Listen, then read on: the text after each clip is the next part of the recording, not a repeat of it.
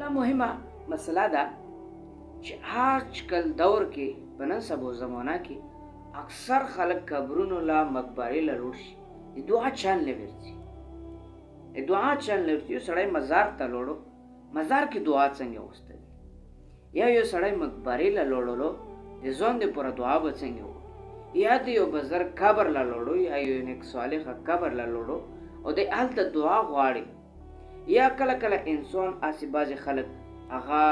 نیک علماء کرامو سره کینی نو هغوی ته وایي چې ما ته دعا وکړه یا چې کله زړه کې دعا غواړي نو اکثر خلک غلطېږي په دا کې په مقبره کې همدا رقم چې کوم دی پیرانو له لوړ شي په دا ټایم کې د انسان غلطېږي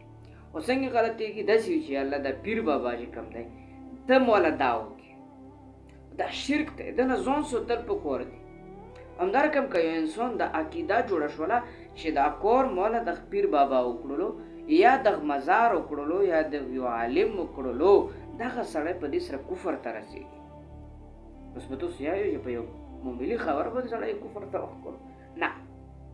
ځکه چې د الله نه بعد په بل چا بندګي کول دا کفر دی په دا باندې خو سړی پوهېږي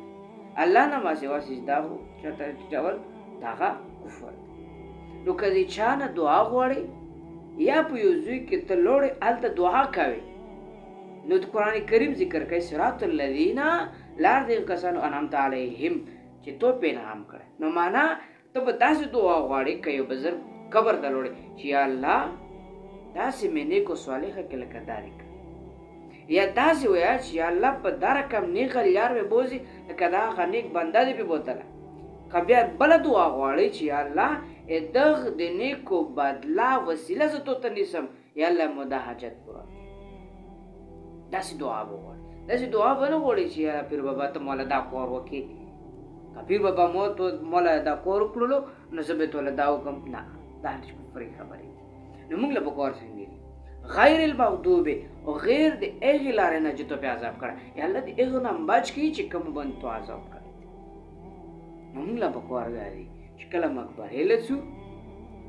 نو اول خو د مړي لپاره دعا وغواړو د مړ نه بعد کې به موږ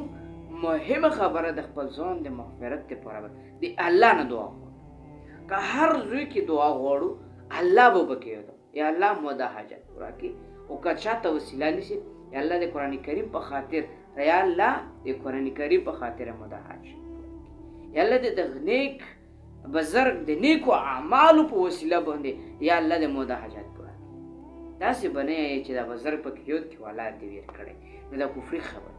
یوه مهمه مسله وه نو دا مې تاسو ولا دوالین ونه لار دغه ګمراهانو خلکو لکه نن څنګه چې کوم خلک ګمراه شوي دي هغو لارې نه مې بچ کړي هغه لار مې روان کړي چې په کومه باندې تو انعام کړی انعام خبره هغه به صورت النساء کې راځي هلته به ذکر کوم چې کوم خلک دي چې په الله پاک کې دوی دعا چې مونږ هغه غواړو اول انبیاء کرام دي دا انعمت علیهم دي انعام یې پې کړی دویم صالحین دي دریم شهدا دي همدا رقم نیک عمل کوونکي نو ما عزتمندو الله نه دعا غوښتل دا د مونږ د توسې لپاره د خیر سبب دی دعا غوښتلو نه غوښتلو کې مونږ تاسو هغه نقصان دی تکبر کې راځي الله دې مونږ ټول حاجتونه